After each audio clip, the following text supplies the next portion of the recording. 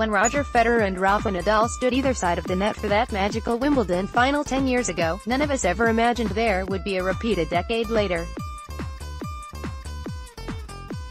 Even at their most optimistic, neither of them would have envisaged that, yet it's a very real possibility that they could meet again in a fairy tale finished this year's Wimbledon. I'm not ashamed to admit that 3 or 4 years ago, I thought Roger was finished, or at least on a downward spiral from which he would never recover. And Rafa's game is such a punishing one that it's quite amazing his body is still holding up, so too Roger's, not to mention how well they're both playing at the moment. They're phenomenal, and have such sophisticated training methods to know exactly what they need to maintain that physicality to be number 1 and number 2 in the world. Right now, that looks the realistic final. Roger's game on grass looks great, and, as for Rafa, I know he's not made it past the 4th round here for the past 6 years, but this year I think it's different. Like last year, there is an extra week to recover from the rigors of the French Open, and you can see how much it took out of Rafa in winning an 11th title in Paris. Also, he dropped just one set throughout the Roland Garros fortnight, so there's every chance, despite the fact he missed Queens on medical grounds, it's actually taken less out of him than usual.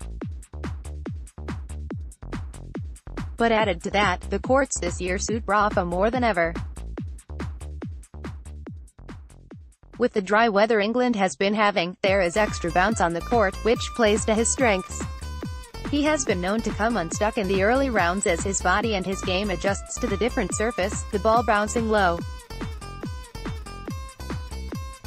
It's so different to playing on clay. I played on center court at its opening against Stefan Edberg a few weeks ago, and even then the bounce was already good. Admittedly, Rafa does need time to adjust and adapt to the grass, and he has got a fairly comfortable opening to the tournament. And once he is into the second week, good luck anyone trying to stop him.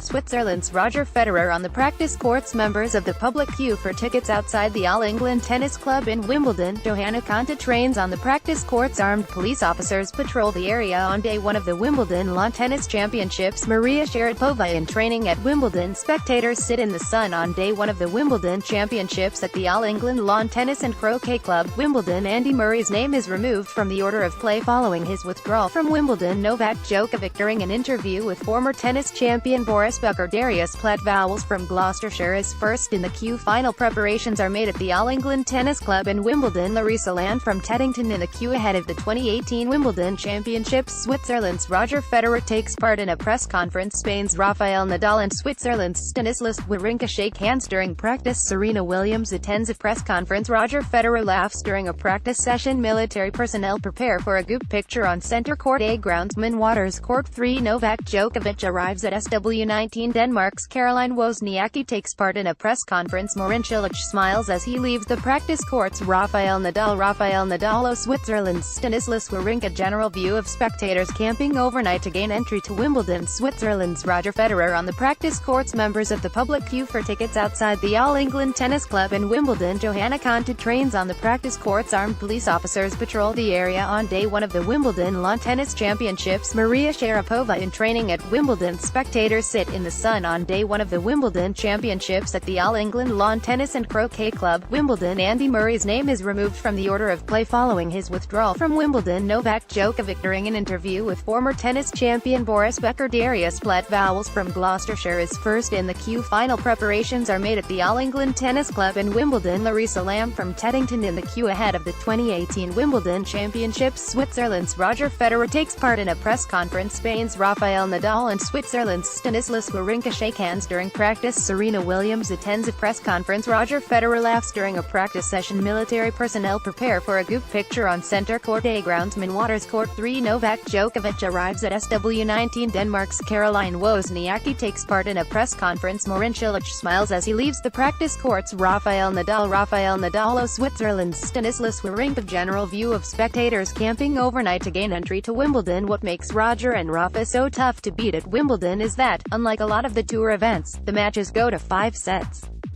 If they lose a set, and I'm sure they will at stages, they know they can get back into any contests. Few players have more experience of five-setters at the slams.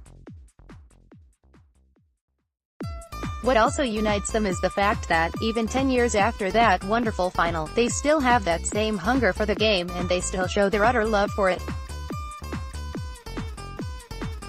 It's a joy to watch. The older I became, the more I felt the crowd was on my side.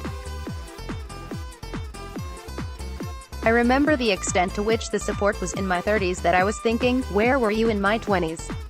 Wimbledon 2018, 5 contenders to win, but time catches up on us all, and I know Roger, for whom crowd popularity has never been an issue, is coming to the latter part of his career. Not that you'd think that with the high level at which he is playing. Can anyone upset them? Sure. Sasha Zverev has a big game for grass. There are others, such as Grigor Dimitrov, that like the surface. Plus Novak Djokovic is coming back to form. In truth, we all want that Roger-Rafa final. It's hard to compare the best matches of all time, but what I would say is that the 2008 Wimbledon final had everything. Even the match point was on a knife edge. Had Rafa not won that, then they might have gone off for bad light. How great it would be to see them again battling it out in the final 10 years on. Serena will stand in Kvitova's way. Reuters, we've talked about a fairy tale final in the men's singles, and it looks likely there will be one in the women's competition too, although for very different reasons. Petra Kvitova has had the season of her career, with 5 tournament wins, and she looks one of the great favorites to win here. Sure, there was that withdrawal from Eastbourne, but I don't see that as any more than a precaution. What she went through with the knife attack was truly horrible, but, in a strange way, it seems to have taken the pressure off. In the past, tennis might have been life or death, but that's been put into perspective by what happened. Now, she takes onto the court the attitude that, this is just a tennis match. That doesn't reduce her desire to win.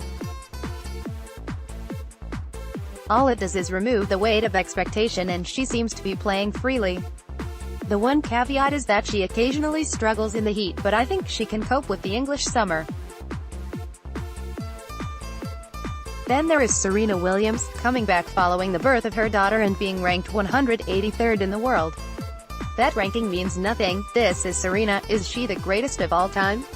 I don't think you can compare across generations, but whatever her place in history, she's the favorite, with Petra just behind, but only just.